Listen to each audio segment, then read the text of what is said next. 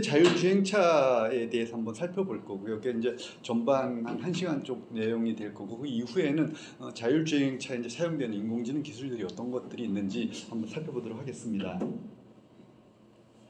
네. 혹시 저기 테슬라 차 운행하고 계시는 분 계실까요? 테슬라 갖고 계시는 분 있을까요? 아, 좋으시군요, 테슬라. 네.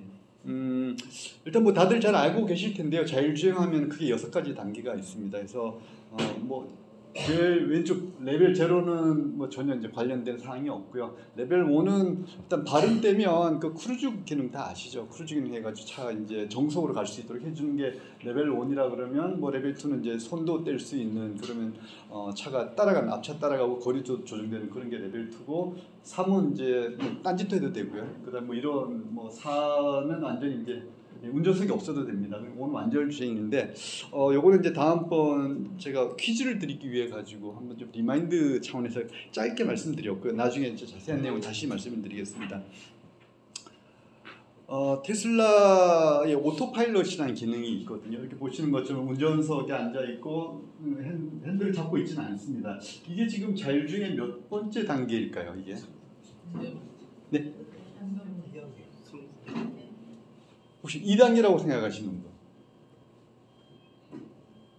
네, 두 분 정도. 3단계라고 생각하시는 분?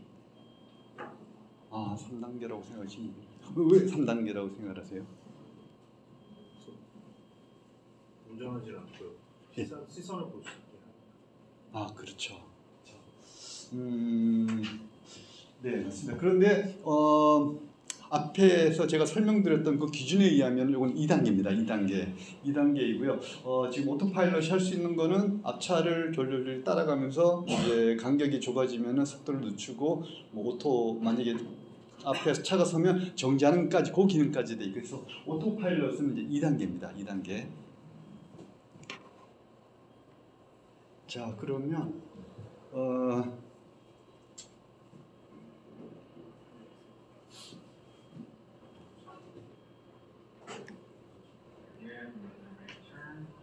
자, 이거는 풀 셀프 드라이빙이라고 해서 FSD라고 하는 기능인데, 네. 자, 이거는 몇 단계일까요? 이거는? 아까 2단계, 이게 3단계. 이거 3단계. 3단계라고 생각하시는 분? 예, 세 분. 그다음 다른 의견 있으세요? 혹시 4단계? 4단계. 2단계라고 생각하시는 분은?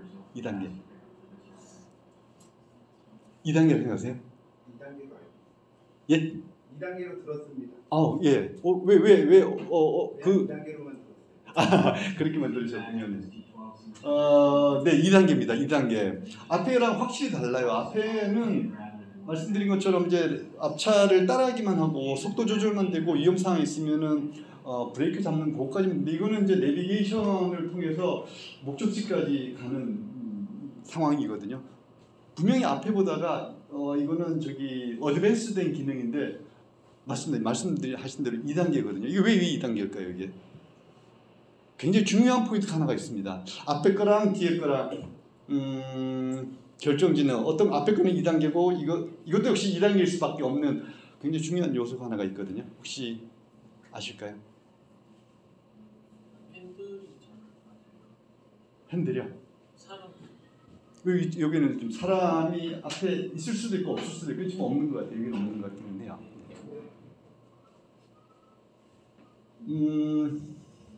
사실 2단계하고 3단계의 차이는요, 물론 기술적인 요소도 있습니다. 굉장히 기술적으로 이런 어드밴스된 기능이 포함이 되었는데, 그것보다 더 중요한 거는 관련 정부기관에 허가가 있어야지만 3단계라고 말을 할 수가 있습니다. 네. 그럼 왜 얘는 2단계냐? 네.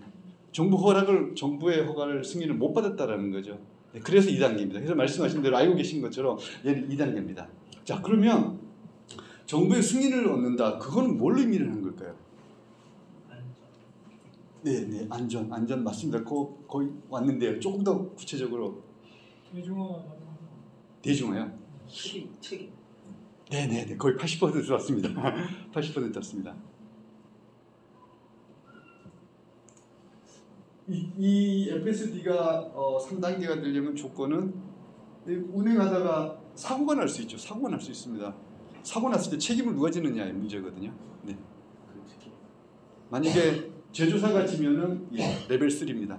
근데 사고가 났다. 근데 운전자가 책임을 져야 된다. 그러면 2단계입니다. 그래서 기술적으로는 분명히 3단계인 것 같은데 여전히 지금 2단계이고요. 지금 이 풀 FSD라고 해서 이건 저기 테슬라 차를 갖고 계시면 이건 소프트웨어거든요. 다운받아 가지고서 설치해서 쓰시면 됩니다.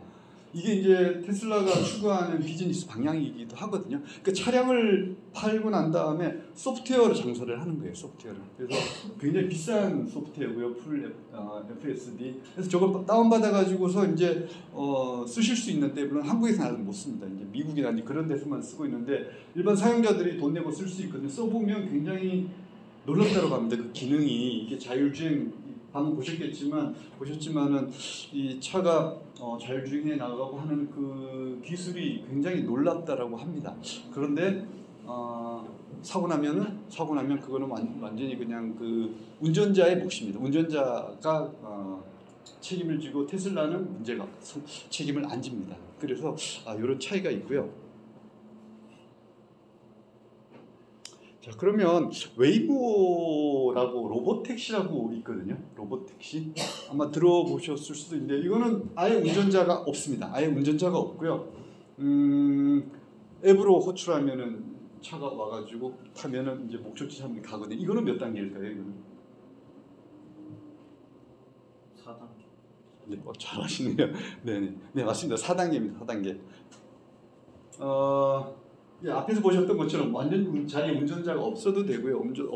그리고 마찬가지로 3단계처럼 이 차는 구글 차거든요. 구글의 자회사인 웨이모에서 지금 운전하는 거예요. 말인즉슨 사고가 나면은 이거는 완전히 좀 웨이모가 다 책임을 지는 겁니다. 그래서 4단계이고요. 그다음에 4단계에 의한 조건들도 이제 있는데 그 뒤에서 한번 살펴보도록 하겠습니다. 네. 그러면 뭐 자율주행차에 대한 정의는 어느 정도 지금 살펴봤는데요. 자, 자율주행차 정의를 한번 해볼 텐데요. 예전 같았으면 자율주행차가 뭔지 궁금하면은 저희 이제 네이버에 지식인에 많이 물어봤었죠. 그렇게 오래전도 아닐 것 같아요. 한 10년 전? 그때 정도였었을 것 같은데 그때 저런 단어를 썼었죠. 집단지성이라는 말을 썼었거든요. 지금도 지식인 잘 쓰시죠? 예, 잘 쓰실 겁니다. 네. 근데 요즘은 뭐 궁금한 거 있으면 어디다 물어보죠, 이제는? 네? 구글도 물어보시고, 네. 뭐 챗GPT나 이런 거 안 쓰세요? 네. 인공지능 챗GPT 같은 거 많이 쓰시죠? 뭐 예를 들면 이제 이거는 최근에 이제 챗GPT가 하도 인기가 있고 잘 나가는데 이제 또 다른 업체입니다. 클로드라고 하는 이제 회사인데요. 여기서 나온 것도 굉장히 성능이 좋아서 지금 사람들한테 많이 인기가 있다고 하거든요. 앞장은 집단지성이고 이거는 인공지능입니다. 집단지성 인공지능인데 이 시점에서 이제 뒤쪽으로 가면 저희가 인공지능을 말씀을 드릴 텐데요. 굉장히 중요한 요소를 하나를 꼭 좀 짚고 넘어갔으면 해서 제가 이제 이 앞에 장, 뒤에 장 이제 말씀을 드렸는데 이게 있었기 때문에 이게 가능하다라는 거죠. 그러니까 앞에 거랑 뒤에 거랑 별개의 기술이 아니다라는 거거든요. 자, 그러면 이 앞에 장하고 뒤에 장하고 그다음에 이건 이제 클로드라고 하는 인공지능이고요. 이건 잘 아시는 챗GPT라는 인공지능입니다. 그리고 이거는 이제 또 다른 검색 엔진인데요. 이건 뭐 인공지능이라고 하기까지 좀 그렇지만은 네, 하여튼 검색을 하면 그 결과를 인공지능처럼 답변을 해줘서 이제 그 범주 안에 들어가 있습니다. 자, 이 집단 네이버의 집단 지성하고 이 인공지능이 만들어내는 거하고 정말 오늘 요것만 하나만 가지고 가셔도 진짜 저는 뭐 됐다라고 생각을 하는데 뭘까요? 제가 지금 뭘 말씀드리려고 하는 걸까? 요거와 이걸 연결해주는 연결고리.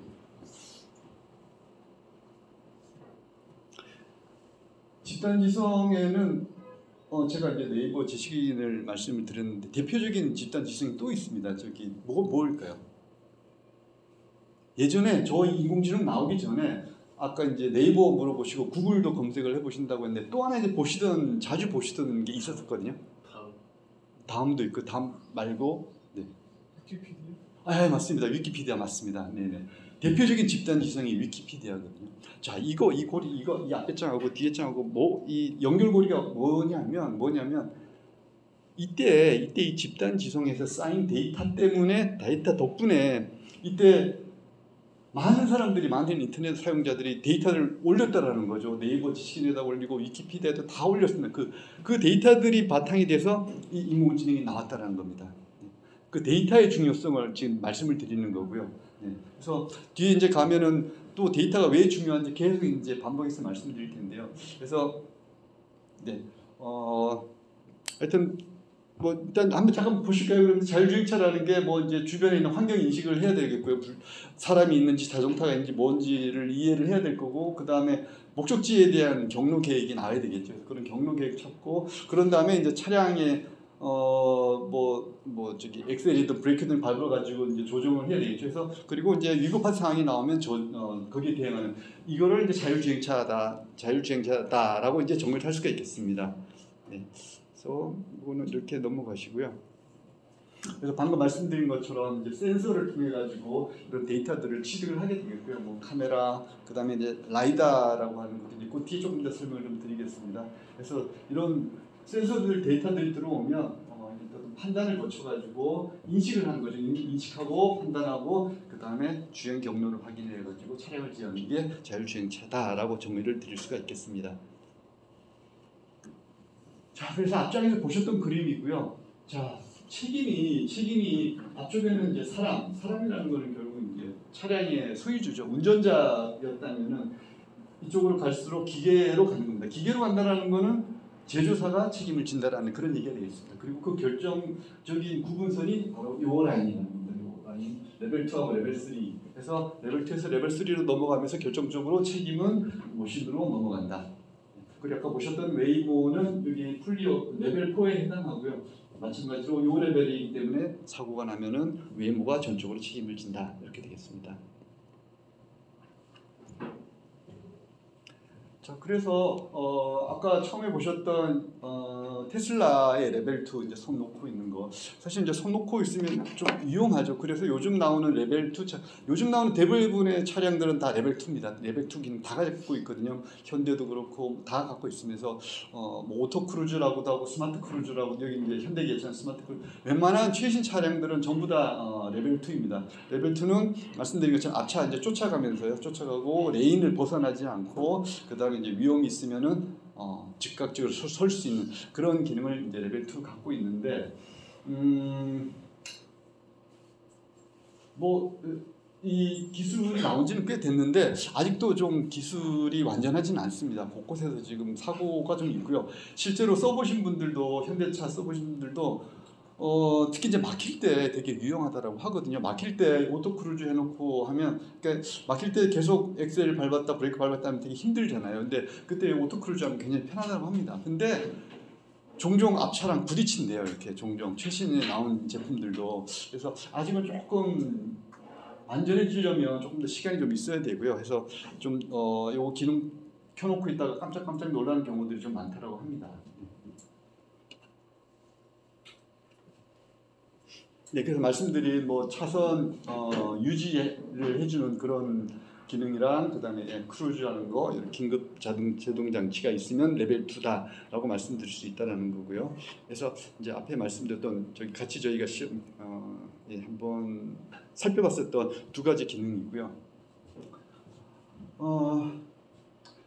말씀드린 것처럼 이 FSD 기능이 나온 지는 몇 년 됐고, 지금 버전업 계속돼가지고 최근에 이제 버전 12까지 나왔습니다. 12까지 나왔고, 이제 테슬라의 주인인 일론 머스크도 이제 조만간 자율주행, 완전한 자율주행이 된다라고 이제 자신감을 표시를 했는데, 그래도 역시 써보면은 아직까지 좀 불안한 요소들이 좀 있다라고 합니다. 실제로 한번 써보면은 앞에서 보셨던 것처럼 와 놀랍다라는 반응이 나오지만, 실제적인 사용 시내 들어가 보면은 예를 들면 이렇게 우회전할 때 있지 않습니까? 우회전할 때 그 사람들도 저희도 이렇게 좀 실수를 하는데 너무 바짝 붙으면 그 도로 연석에 이제 차가 부딪힐 수 있잖아요. 그런 현상들이 종종 나온다고 합니다. 그리고 바퀴가 연석에 갈려가지고 이렇게 갈키는 모습도 많이 나온다고 하고 그래서 아직까지 이제 풀 셀프 드라이빙은 아직 조금 더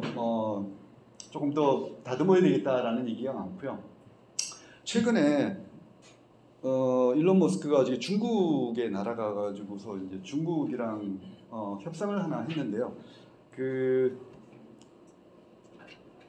중국에서 이제 저기 자동차 자율주행 자동차니까 이제 학습을 해야 되지 않습니까? 학습을 해야지 이제 자율주행할 수 있는 상황이 될 텐데 학습을 하기 위해서 필요한 게 뭐냐고 하면 또 다시 이제 말씀드리면 데이터입니다. 데이터가 있어야지 학습을 할 수가 있지 않겠습니까? 그래서 지금 중국에서는 그 테슬라에는 차가 카메라가 많이 붙어 있습니다. 그래서 카메라로 데이터들이 계속 실시간에 들어오거든요. 그 들어온 거를 계속 지금 테슬라가 이제 쌓아놓고 있는데 테슬라가 자율주행차에 있어서 무서운 그리고 굉장히 이제 잠재력이 있다고 보는 게 지금까지 쌓아놓은 데이터량이 어마어마하다고 합니다. 그러니까 차량 이제 주행을 하면서 온 데이터를 차량 주행용 데이터를 쌓아놓은 게 어마어마하다고요.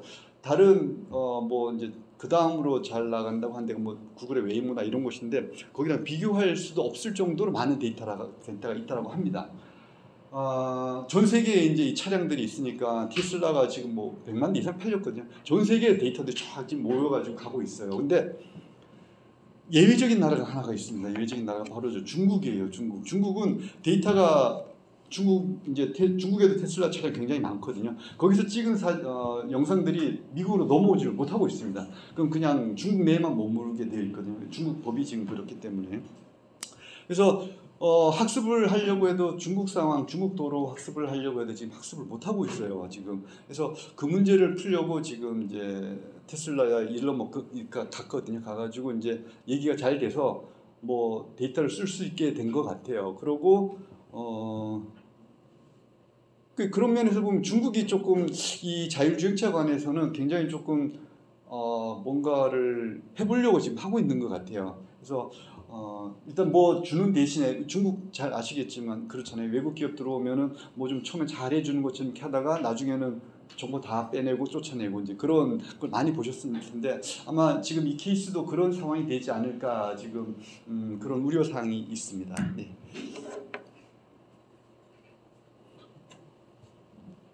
네, 요게 이제 레벨 뭐 레벨 2라고 쓰여 있지만 거의 레벨 3 상황에서 지금 테슬라가 좌회전하는 사람이 없습니다. 사람이 없는 상황에서 이제 좌회전하는 차인데요.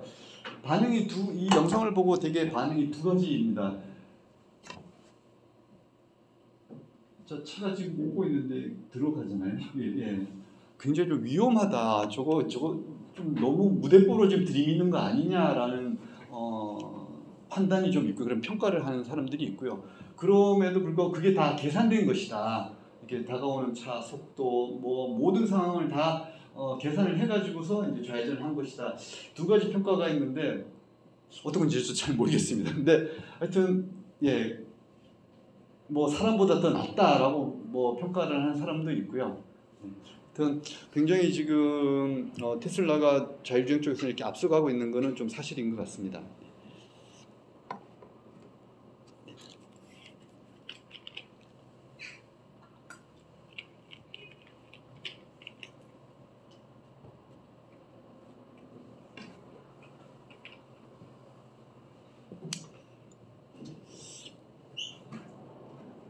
네, 영상 하나 보실 텐데요. 지금 자율주행차들 많이 나오고 있고 앞에서 말씀드린 것처럼 웬만한 차는 레벨 2 다 갖고 나온다고 했는데 지금 조사를 해보니까 아까 제가 잠깐 말씀드렸지만 사고도 종종 나고 실제로 조사를 해보니까 미국에 있는 정부기관에서 자율주행차 한다는 애들 다 조사를 해보니까 실제로도 아직 좀 부족한 게 되게 많다고 합니다. 요즘 나오는 자동차들은 앞차와의 거리나 속도를 차량이 스스로 조절하는 기능이 장착돼 있습니다. 이런 기능들이 과연 안전한지 미국의 한 자동차 평가협회가 시험을 해봤는데 무더기로 불리한 판정을 받았습니다. 미국 김범주 특파원이 보도합니다. 이야기를 나누고 있는 경찰들 옆으로 순찰차가 튕겨나와서 물러갑니다. 자동차 스스로 차선 운전하게 해놓고 영화를 보던 테슬라 운전자가 시속 110km로 뒤에서 들이받은 겁니다. 자동차 회사들이 자율주행 기능을 앞다퉈 넣으면서 안전장치는 소홀히 하고 있어서 이런 사고가 벌어진다는 지적이 나왔습니다. 미국 고속도로 안전보험협회가 14개 주행자동화 시스템을 평가한 결과 11개가 불합격 판정을 받았습니다. 렉서스와 GM은 부분 자율주행 기능이 켜지면 자동차가 내부 카메라로 운전자의 머리와 눈, 손의 위치를 확인합니다. 운전자가 앞을 안 보거나 스마트폰을 쥐는 행동을 하면 4초 뒤에 경고음을 내고 16초 뒤에 강제로 속도를 줄였습니다. 협회는 여기에 외부에 긴급 구조 신호를 보내는 기능까지 있어야 부분 자율주행을 해도 안전이 확보된다고 지적했습니다. 렉서스, GM, 닛산까지는 이런 기능을 갖춰서 납제를 면했지만 제네시스, 벤츠, 볼보 등은 부적합 판정을 받았습니다. 테슬라에는 이런 안전 기능이 없는 상태에서 차선을 자동차가 혼자서 밖에 놔뒀다면서 가장 나쁜 평가를 내렸습니다. Keeping drivers engaged in the decision-making process when using these systems is a reminder to drivers that they are responsible for controlling their vehicle. 이 협회는 자동차 회사들이 이런 안전 기술을 개발해서 실제로 적용하는지 계속 조사하고 발표해서 개선을 유도하겠다고 밝혔습니다. 뉴욕에서 SBS 중범입니다.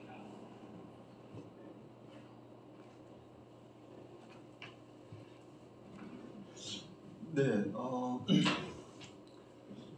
말씀드린 것 중에 사용자들의 인식에도 좀 문제가 있는 것 같기는 합니다. 그러니까 옛날에 테슬라가 한참 이제 많이 얘기되고 할 때 테슬라에서 사고 난 사례들도 있었었거든요. 고속도로에서 이제 자율주행 해놓고 뭐 뒤에서 좀 게임을 한다든가 뭐 잔다든가 뭐 이런 해서 사고 나는 경우 있었었는데, 그러니까 사고 나면 모두 자기 책임이다라는 사실을 알아야 되는데 아직 이게 사람들이 생각을 좀 이게 잘못하고 있는 거죠. 그래서 그런 부분에 대해서도 아까 지적이 하나 있었었고요.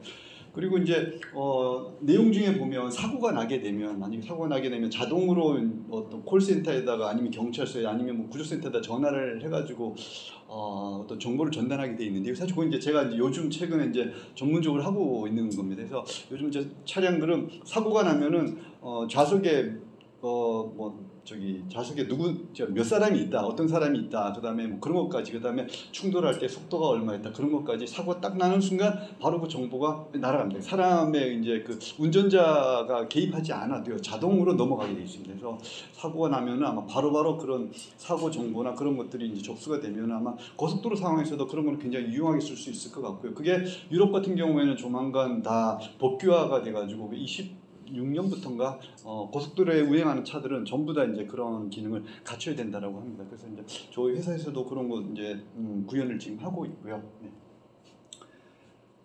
그래서 이제 보신 것처럼 자율주행 레벨 2도 이렇게 어렵습니다. 이렇게 어려운데 레벨 3를 하겠다라는 회사들이 있거든요. 그래서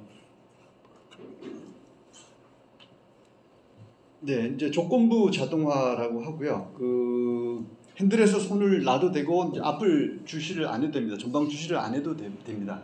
그래서 그리고 가다가 이제 만약에 자동차 자율주행 가다가 위험한 상황이다, 뭐 갑자기 이제 운전자의 제어가 필요하다 그러면은 알람을 주게 돼 있습니다. 뭐 소리를 낸다든가 진동을 준다든가 해가지고서 일정한 10초 정도 이렇게 시간을 주게 돼 있거든요. 그 기간 안에 운전자가 그걸 딱 이렇게 제어를 잡고 운전을 하도록 되어 있습니다. 이제 그런 식의 약간 어떤 조건부 자동화이고요. 그리고 어느 곳에서는 다 되는 건 아니고요. 특정한 구간에서만 가능합니다. 특정한 구간에서, 특정한 고속도로 구간, 특히 이제 고속도로에서 정체될 때, 이럴 때 이런 조건부 자동화 같은 게 이제 가능해지는 거죠. 그래서 지금 한두 개 지금 완성차 정도가 지금 대표적으로 뒤에 살펴볼 텐데요. 거기 있고, 네, 그래서 한번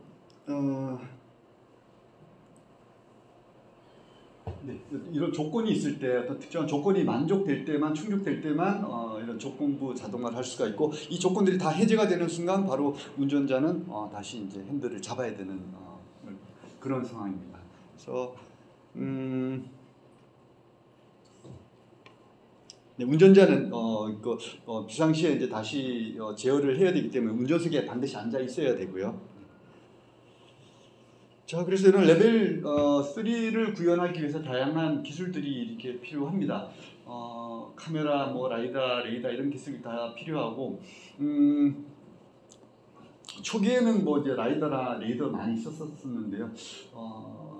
이제 테슬라 같은 경우에도 처음엔 이 제품들을 전부 다 썼었는데 일론 머스크가 다 필요 없다, 라이다, 레이더 다 필요 없고 이제 인공지능이 많이 발전하는데 카메라면 충분해라고 해서 지금 테슬라는 거의 이제 이런 제품들을 빠지고요, 라이다, 레이더 이런 거 다 빠지고 카메라만 가지고 지금 동작을 하고 있습니다.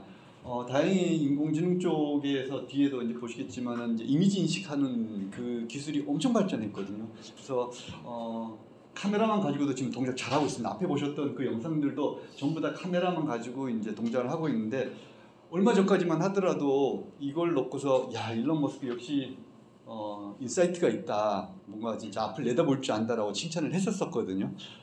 카메라만 가지고도 동작한다라는 걸 실제로 보였고 그렇게 동작을 하고 있기 때문에 그래서 굉장히 일론 머스크에 대한 통찰력에 대해서 굉장히 칭찬을 했는데 사실은 몇 주 전에 이 뉴스가 나왔습니다. 지금 테슬라가 도저히 카메라만 가지고는 한계가 있어서 라이다를 적용을 하려고 지금 계속 지금 관련 업체랑 협업을 하고 있다라고 합니다. 그래서 지금 테슬라도 조만간 카메라 말고 이제 라이다도 아마 장착하게 될 것 같은데 아시겠지만 라이다는 이제 레이저를 쏘아가지고서 거리랑 이제 주변에 있는 물체를 이제 디텍트를 하게 되거든요. 아무래도 카메라는 뭐 밤이라든가 아니면은 뭐 이제 기상이 안 좋을 때 비가 온다거나 눈이 올 때 아무래도 좀 한계가 있죠. 이미지 아무래도 모르겠습니다. 앞으로 좀 더 이미지 인식 기술이 발전을 하게 되면 진짜로 카메라만 가지고도 모든 주변 상황을 다 파악을 하고 동작을 쓸 수 있을지 모르겠지만 아직까지는 좀 한계가 있는 상황이어서 지금 이제 테슬라도 슬금슬금 이제 라이다를 넣으려고 지금 하고 있다라고 합니다. 그리고 뭐 레이더까지는 아니고 라이다가 워낙 비싸거든요. 이제 라이다 제품이 비싸다 보니까 아마 테슬라도 이제 그런 고민을 했었던 것 같고요. 뒤에 이제 웨이모 같은 경우에는 뭐 라이다뿐만 아니라 레이더도 다 포함이 되어 있고 전자파를 쏴가지고 주변의 물체들을 다 이렇게 캐치를 하게 됩니다. 그래서 이제 날씨나 이런 조명 변화에 도움 강하기 때문에 레이더를 쓰고 있고요. 그 다음에 사실 카메라 말고 그 다음에 믿을 수 있는 거는 이 위치 인식 기술들이죠. 예전에는 GPS가 굉장히 해상도가 떨어졌었거든요. 그래서 뭐 오차가 10m도 나고 막 이랬었는데 요즘은 굉장히 이제 고정밀 센서를 쓸 수도 있습니다. 그래서 뭐 센치 단위로까지 이제 오차가 줄어들었고 그 다음에 도로 데이터가 또 어마어마하게 또 준비가 됐습니다. 뭐 하여튼 도로 위에 뭐 이렇게 그 약간 톡톡 튀어나온 것까지도 들어갈 수 있는 정보까지 굉장히 고밀도의 이제 데이터가 나왔기 때문에 이거의 의지를 또 많이 하고요. 그러니까 지금은 거의 카메라랑 그리고 두 개를 가지고서 많은 이제 자율주행차들이 동작을 하고 있다라고 보시면 되겠습니다. 예전에는 뭐 카메라도 아직 믿을 바 못 되고 그다음에 이제 위치 인식 기술도 믿을 바 못 되니까. 다양한 가능하면 많은 정보들을 이제 같이 써야 돼서 뭐 라이다, 레이더, 뭐 초음파 센서까지 해가지고 이 정보들을 이제 다 섞어서 판단을 한다라고 해가지고 이제 센서 퓨전이라는 단어가 한때 되게 유행을 했었거든요. 근데 요즘은 이제 뭐 카메라만 해도 충분하고 뭐 이래서 그렇게 센서 퓨전에 대한 용어는 예전만큼 그렇게 많이 쓰이고 있지는 않습니다.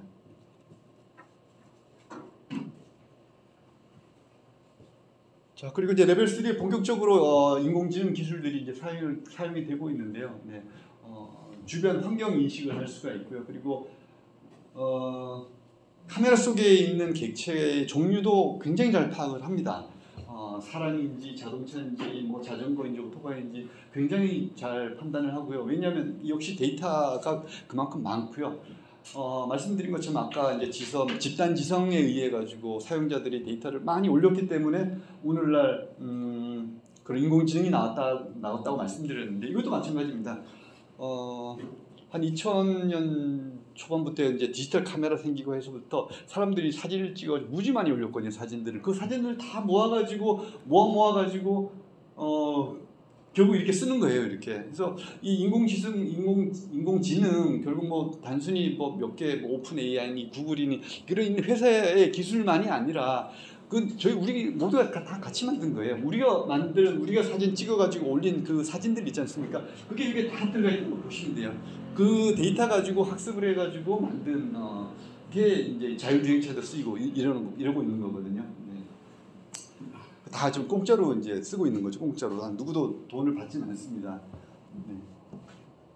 그리고 이제 최적의 주행 경로 계획하는 거. 이거는 뭐 논문만 해도 어마어마하고요. 어마어마하게 많고, 네, 이거는 뭐 주로 이제 학교에서 많이 논문 연구되고 그런 상황이 되겠습니다. 그래서 이렇게 크게 세 가지가 인공지능 머신러닝에 있고요. 좀 더 이제 구체적인 거 뭐 이미지 인식하는 부분이랑 그다음에 이제 차가 실제로 움직여 가려면 어떤 이제 피드백을 받아서 자신의 이제 로직을 알고리즘을 고쳐야 되는데 그건 강화학습이라는 그런 거에 대해서는 또 이제 두 번째 시간에 살펴보도록 하겠습니다. 그러니까 저희도 이제 LG전자에서도 예전 이제 모바일 폰도 스마트폰도 만들고 했었기 때문에 통신에 대해서도 되게 잘 알고 있거든요. 그래서 한때 또 저희 여기 이제 이 연구도 굉장히 많이 했었습니다. 이제 뭐 차량 간 통신, 뭐 인프라 간 통신 많이 했었는데 한 5, 6년 전쯤 될까요? 근데 지금은 좀 이쪽 보다가는 워낙 이제 인공지능이 발달하고 전기차가 나오고 그다음에 차 스스로 뭔가를 할 수 있다라는 가능성이 커지면서 이런 부분은 또 돈이 많이 들지 않습니까? 이건 하려면 돈도 많이 들고 차량 같은 경우는 뭐 혼자 현대 차 혼자 이거 했다라고 해서 이런 기능이 동작하는 것도 아니고 차들이 모두 이런 비슷한 기능들 갖고 있어야지만 동작을 하기 때문에 좀 진행은 굉장히 좀 더딘 편인 것 같습니다. 그래서 미래의 고속도로 모습 같은 걸 얘기를 할 때 항상 이런 얘기가 많이 됐었던 것 같거든요. 옛날에는. 근데 하여튼 뭐 비용 문제도 있고 뭐 그다음에 이제 자동차 회사들이 전부 같이 따라와야 되는 문제도 있고 그래서 지금보다는 좀 덜한 것 같습니다. 하지만 아까 말씀드린 것처럼 차 안에 어떤 통신 모듈이 들어가가지고요. 통신 모듈이 들어가서 사고가 났을 때 뭐 차 안에 있는 사람 정보라든가 뭐 아기가 있거나 뭐 이런 정보도 다 보내주고 뭐 그런 것. 그다음에 이제 뭐 옛날에 그런 사고가 많았었죠. 이제 차 안에 아기가 있었는데 깜빡하고 이제 문을 잠그고 났을 때 이제 사고 나는 그런 경우 있을 때도 그걸 다 파악을 해가지고 알려줍니다. 차 문이 다 잠겼는데 차 안에 사람이 있다 그러면은 자동으로 이제 알려줘가지고서 이제 위험한 상황을 벗어날 수 있도록 하는 그런 기술도 있거든요. 그래서 그런 쪽으로 좀 기술이 좀 발전을 하고 있습니다.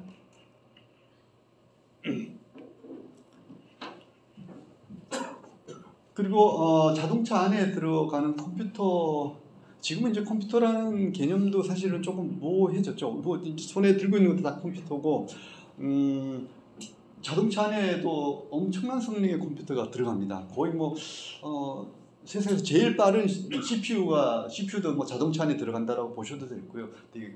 자동차에서 이제 처리해야 될 데이터도 많다 보니까 이것들을 예전에 이제 나눠서 이제 처리를 했다라면은 지금은 한 대 모아가지고 하나의 컴퓨터가 거의 뭐 슈퍼컴퓨터가 들어간다고 보시면 됩니다.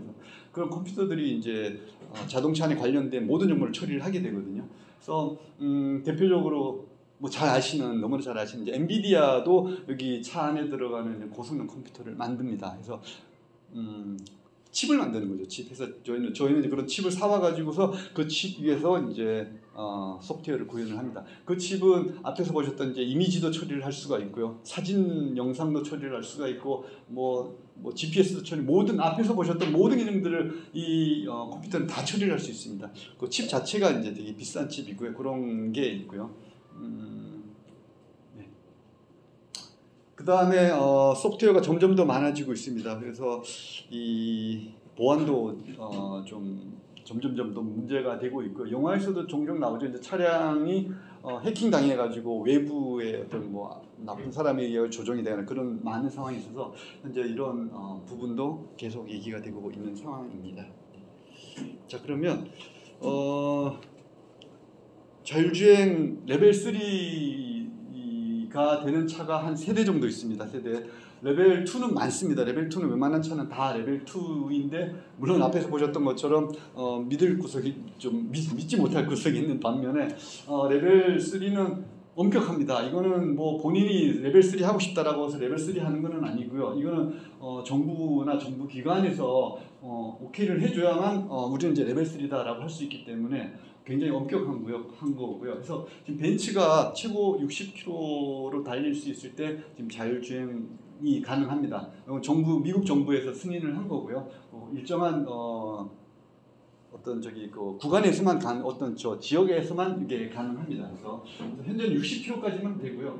그러니까 60km라고 정한 것도 그거죠. 60km 안에서 사고 나는 거는 본인들이 장담할 수 있다. 60km 안에서 자율주행은 사고가 났어. 그럼 우리 책임질게. 그만큼 자신감이 있다라는 거거든요. 그러니까 주로 이제 60km라는 거는 막히는 상황에서 쓰라는 거죠. 막히는 상황에서 이렇게 다 손 놓고 뭐 책을 봐도 되고 그 다음에 뭐 다른 걸 해도 된다라는 거죠. 그래서 그러면 앞에 따라가는 것도 사실은 뭐 막히는 상황에서는 할 수가 있는데 이거는 레벨 2에서는 계속 전방을 주실래야 되지만 얘는 전방을 안 봐도 되고요. 그리고 레벨 2는 사실 고속도로에서 쫓아가는 것만 되지 얘는 뭐 이제 신호등도 이제 찾아갈 수 있고 신호등도 파악을 해가지고 빨간불이면 서고 아니면 갈 수 있고 이제 그런 기능까지 있게 되는 거죠. 그리고 뭐 보신 것처럼 카메라도 쓰고 있고요, 라이다도 있고 뭐 레이더도 있고 일단 차가 비싼 차라서 이렇게 부품 쓰는 데는 이제 돈을 아끼지 않고 그래서 여기 초음파 센서도 있고 다 있습니다. 그래서 이제 조만간 이제 60km가 아니라 이제 130km까지 가는 것도 지금 추진을 하고 있다고 합니다. 130이면은 이제 막히지 않는 상황에서도 이제 딴 거를 할 수 있다라는 거죠. 그리고 이제 그만큼 자신이 있다라는 거죠. 그래서 130km여도 본인들은 안전하게 주행할 수 있다라는 벤츠의 어떤 자신감이 되겠습니다. 그래서 그럼 실제 한번 벤츠를 한번 타보겠습니다. 벤츠 한번 타셨다고 생각을 하시고요. 한번 영상을 보시죠. This button right here, and as you can see, and it literally took over the driving right here. You see that? And it allows people to drive in. We are here on YouTube browsing the internet on the hyperscreen, and we are watching our EQE drive video. 물론 최신 벤츠에만 사용되는 최신 Imagine I will be playing shuttlecock against Anna while driving inside the EQS on a very crowded road.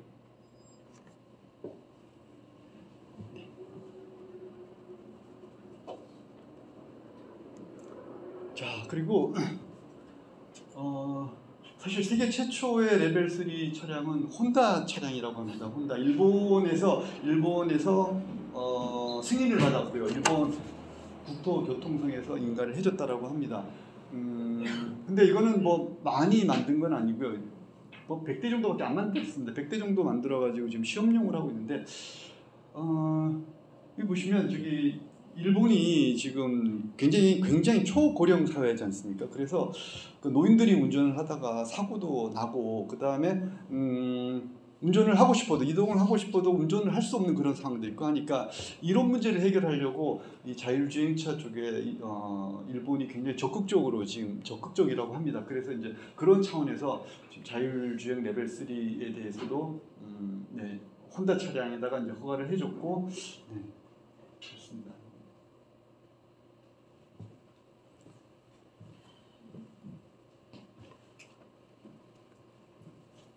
그 다음으로 BMW인데요. BMW 아마 올해 나오는 차량부터 적용이 될 겁니다. 이 차도 여기도 시속 60km일 때까지만, 그 다음에 뭐 차량이 밀린다거나 그런 기상 상태가 안 좋을 때 그때만 이제 자율주행을 하겠다.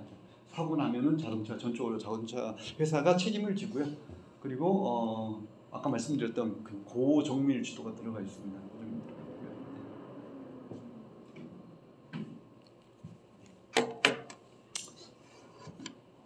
자, 그리고 우리나라에서도 기아차가 작년입니다. 작년에 자율주행 레벨 3를 하겠다라고 발표를 했었는데 결국 포기를 했습니다.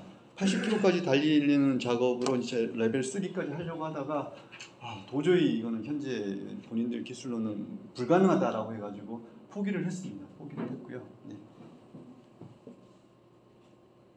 자, 자율주행 레벨 3가 이렇게 어려운데, 자, 레벨 4를 하는 회사들이 있습니다. 아까 뭐 이미 저희가 앞에서 살펴봤기 때문에 어떤 내용인지는 미리 이제 아실 거고요.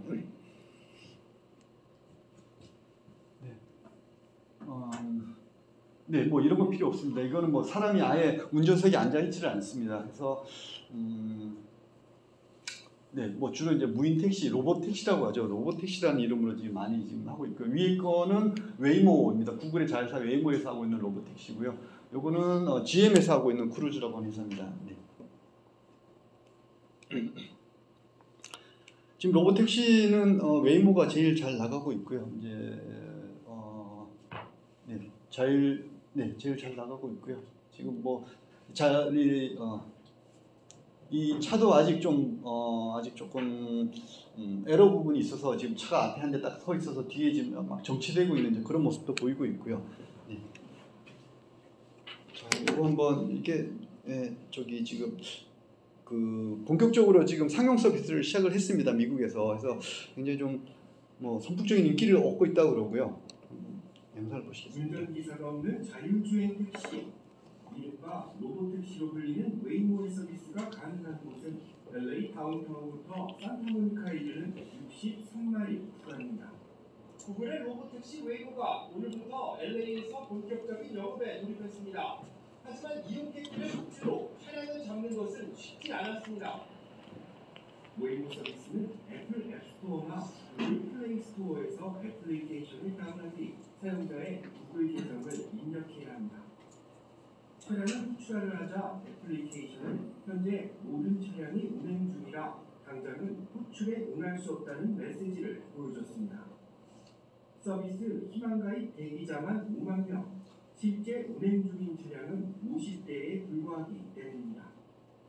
웨이모가 LA 다운타운으로 진입한 뒤 승객이 승차하기 위한 안전한 곳으로 이동해 정차했습니다. 운전석에는 아무도 없지만 차량은 목적지를 향해 스스로 출발했고 남은 거리와 시간을 차량 내부 모니터를 통해 보여줬습니다.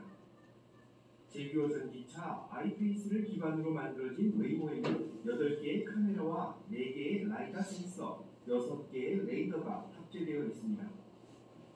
차량 지붕에 장착된 360도 라이다 센서는 차량 주위 물체와의 거리를 실시간으로 감지하는 데 0.3마일 거리에 떨어진 신호등도 판독할 만큼 성능이 뛰어난 것으로 전해지고 있습니다. 실제 사람이 운전하는 것보다 더 안전할 수 있다는 것이 사업자인 구글 측의 주장인데 소비자들의 신뢰를 얻기까지는 다소 시일이 걸릴 것으로 보입니다. 지난 1월 캘리포니아 주정부의 승인을 받은 웨이모는 교통국과 트럭 운전사 노동조합 등 다양한 기관의 견제를 받아왔습니다. 웨이모가 활성화되면 차량 공유 서비스는 운송업 종사자들의 생계에 적지 않은 영향을 미칠 수 있기 때문입니다. 상용 서비스에 돌입한 웨이모는 아직까지 차량 분출이 원활하지 않고 이동 구간에도 제약이 많지만 차량이 추가 투입되고 프리웨이 운행 등 규제가 지금보다 완화되면 서비스는 점차 개선될 것으로 보입니다. KBS 뉴스 이윤수입니다. 네, 지금은 시내 주행만 가능한데요. 조만간 올해 안에 고속도로에서도 이렇게 자율주행을 한다고 합니다. 그래서 시내에서 뭐 예를 들면 좀 공항까지 갈 때 이 로봇 택시를 타고 갈 수 있다고 합니다. 조만간 이제 고속도로에서도 이런 이제 웨이모가 운행을 시작을 할 것 같고요. 지금 웨이모 말고 지금 GM에서 운행했었던 크루즈라는 서비스가 있었는데 자꾸 사고가 나고 해가지고 얼마 전에 이제 CEO도 사임을 하고 그 다음에 영업권도 중지가 됐습니다. 그래서 이제 지금은 운행을 하고 있지는 않지만 지금 다시 재개하려고 지금 준비를 하고 있다라고 합니다. 그 다음에 트럭도 이제 자율주행하게 되는 부분에 대해서 미국에서 굉장히 이제 관심이 많고요. 미국은 워낙 땅이 넓고 물류를 위해서 트럭이 큰 역할을 하기 때문에 이런 트럭들을 자율주행하는 걸로 지금 이제 준비하고 있는 회사도 있다고 그러고 아까 웨이모도 지금은 로봇 택시 말고 이제 이런 서비스도 지금 같이 좀 준비를 하고 있다고 합니다. 네, 그래서 이제 마지막으로 좀 정리를 하면은요. 네, 그래서 레벨 5까지 있고, 네, 그 다음에 여기 딱 여기 정선이 있는 여기까지가 이제 운전자가 직접 책임을 지는 상황으로서 뭐 손 정도 이렇게 놓을 수 있는 그런 상황이고요. 하지만 이제 자꾸 사고가 나니까 자동차들 회사에서도 손 놓지 못하게 손 놓으면은 소리 알람을 준다고 합니다. 뭐 이제 손 놔도 되는데 그래도 모르니까 운전대 잡고 있어라라고 신호를 준다고 합니다. 그래서 그러니까 여기서부터는 이제 딴짓을 해도 됩니다. 그 앞을 안 봐도 되고. 네. 그래서 벤츠나 그 다음에 뭐 혼다, BMW 같은 차량이 있었고요.